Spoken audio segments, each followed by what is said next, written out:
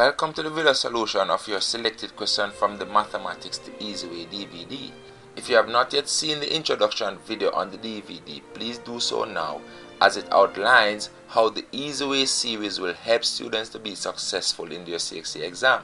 While the Easy Way video solutions will help to cement the understanding of certain special questions, the solution books are still absolutely necessary as they cover all the various types of questions that are set in CXC exams.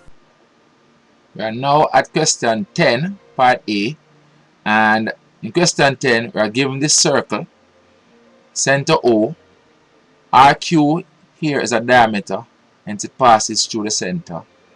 PM and PN are tangents to the circle, and so the length of PM is equal to the length of PN, and we are told that angle MPN is 54 degrees. That's the angle here between the two tangents is 54 degrees, and also angle RQM is 20 degrees inside the circle here. Alright, and that's the information, and then we're asked a series of questions. Now the first part wants us to calculate angle MRQ, and we have to give reasons for our answer. Now angle MRQ is the angle right here. So let's call that angle theta and show that angle theta on the diagram. And so this theta here is angle MRQ. And so we want to find this angle. Now this angle is an angle in this triangle. And this triangle is going to be a right angle triangle because this is a diameter, and the angle subtended by a diameter at the circumference is a right angle. But let's remove this line so we can see that triangle more clearly. And this is it. What I'm saying is that angle RMQ, M at the circumference here, this angle here is subtended by this diameter, and that angle is equal to 90 degrees because angle subtended by a diameter at the circumference of the circle right here is 90 degrees. And so we can show that that angle is 90 degrees. And because this now is a triangle, we can say total angles in the triangle is 180 degrees, and that's the basis on which we will calculate the angle theta. This is it. Total angles in triangle MQR now is 180 degrees, and so these three angles must add up to 180 degrees. And from that calculation we see that theta, the angle that we want, is 70 degrees. Since this angle is 90 degrees, these two must add up to 90 degrees, and so this angle is 70 degrees. And so the angle that we want, angle MRQ, is 70 degrees, and that's the answer for part 1. Let's move down to part 2. Now part 2 wants us to calculate angle PMR. That's angle PMR. That's the angle between the tangent here and the chord MR. Let's call that angle alpha and show alpha on the diagram. And this is it. Angle PMR is this angle here, and as I said, it's the angle between this tangent and this chord. Now the angle between a tangent and a chord is equal to the angle subtended by the chord at the circumference here in the alternate segment of the circle. And so if we move again that line, we can see that relationship more clearly. This angle alpha is between this tangent and this chord, and this chord is subtending an angle at this circumference here of 20 degrees, and so that angle alpha is equal to this 20 degrees here, and this is it. Angle PMR, which is the angle we want, is equal to angle MQR, which is 20 degrees, and so that angle that we want, angle PMR alpha, is equal to 20 degrees, and this is the reason.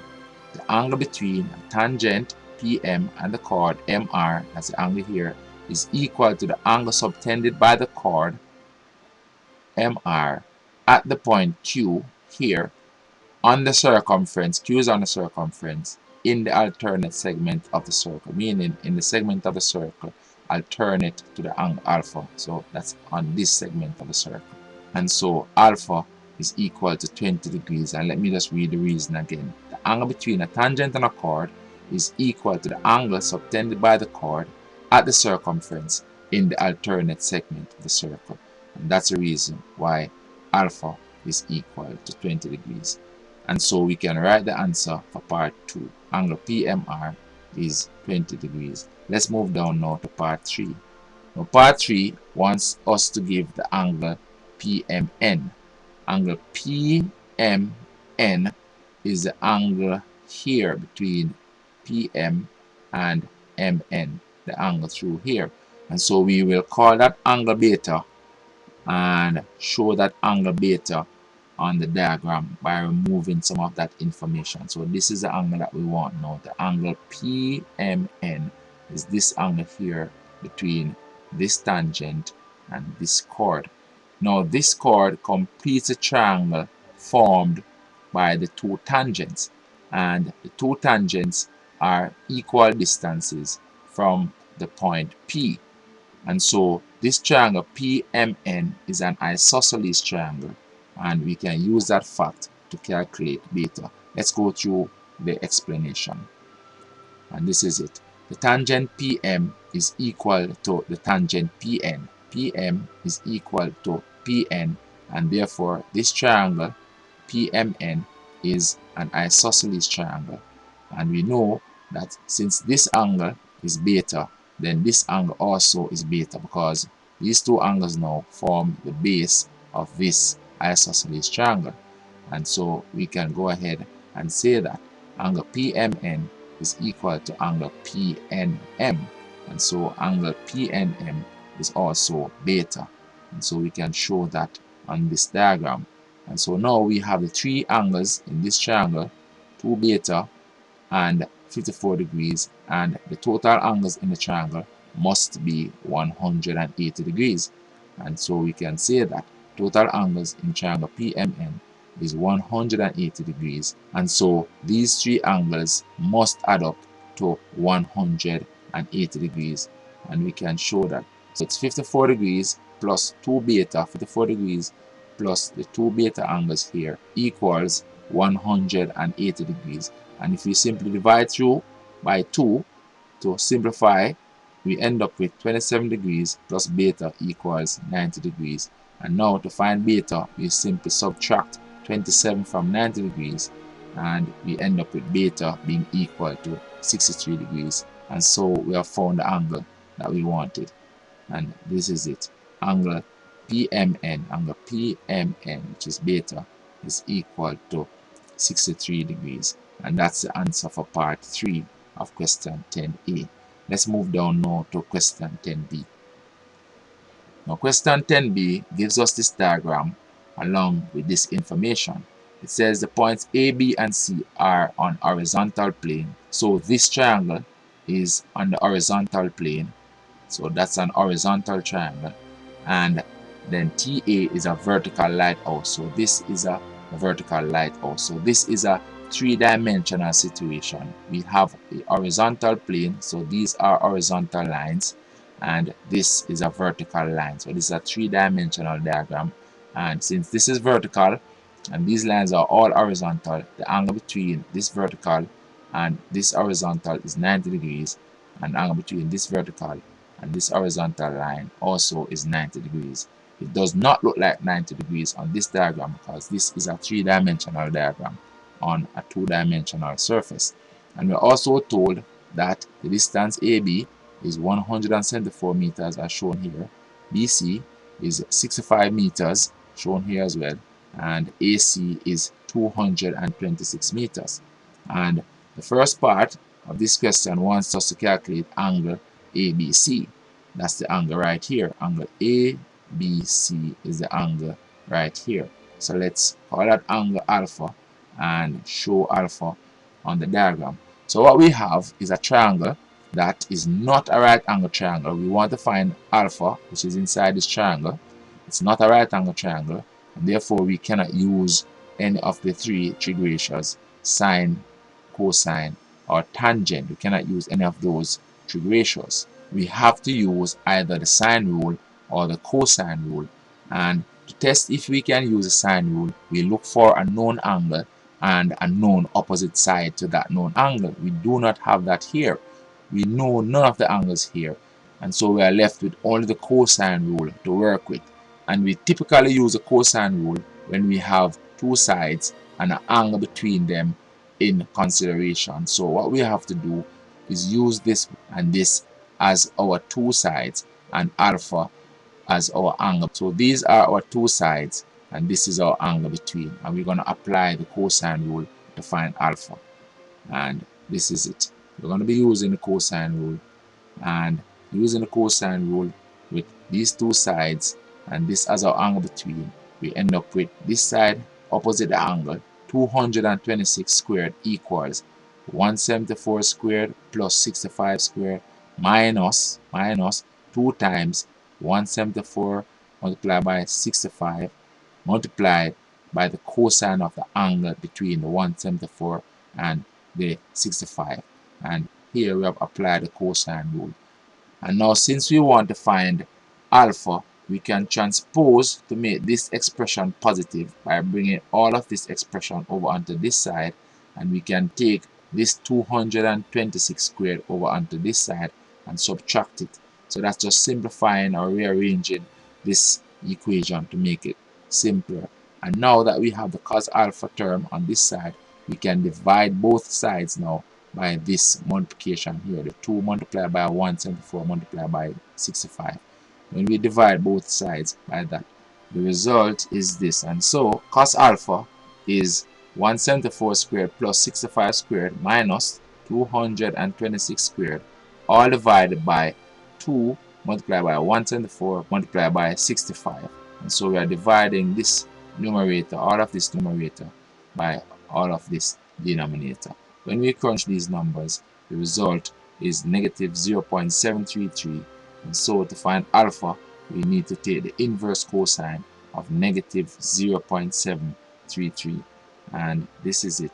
Alpha is cos to the minus 1 of negative 0.733, and so alpha is 137 degrees to the nearest degree. And so this angle ABC right here, this angle here is 137 degrees, and that's the answer for that part of the question.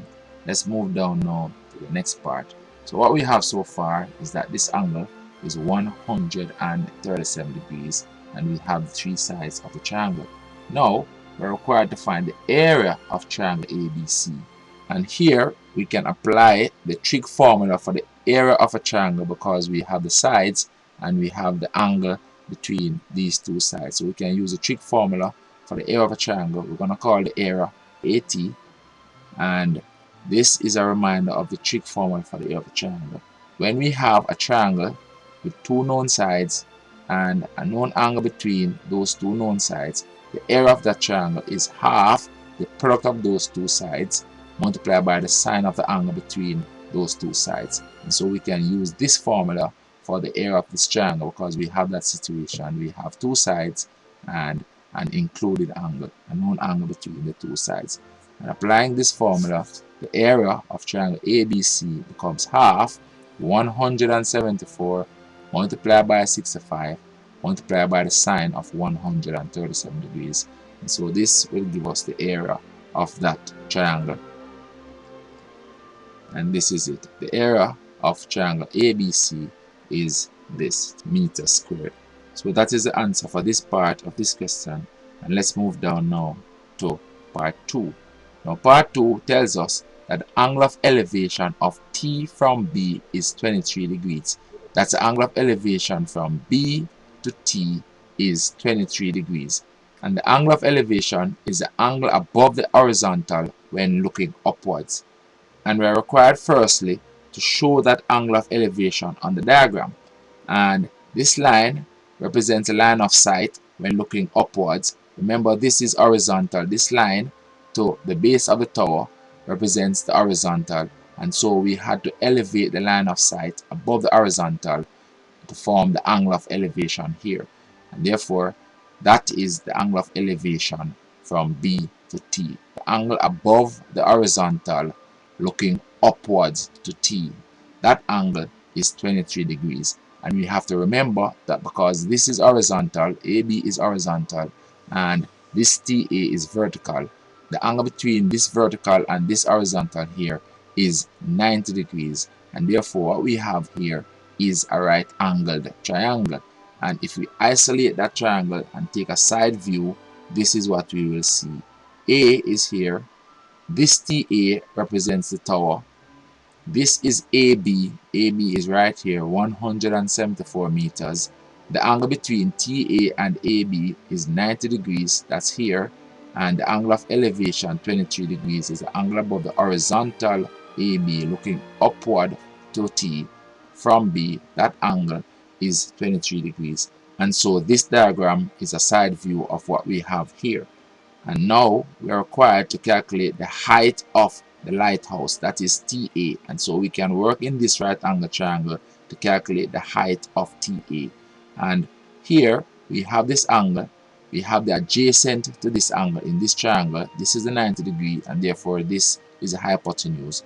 And here TA is opposite to this angle, and therefore we want the trig ratio that will connect the opposite and the adjacent, because we are trying to find the opposite side and we have the adjacent side.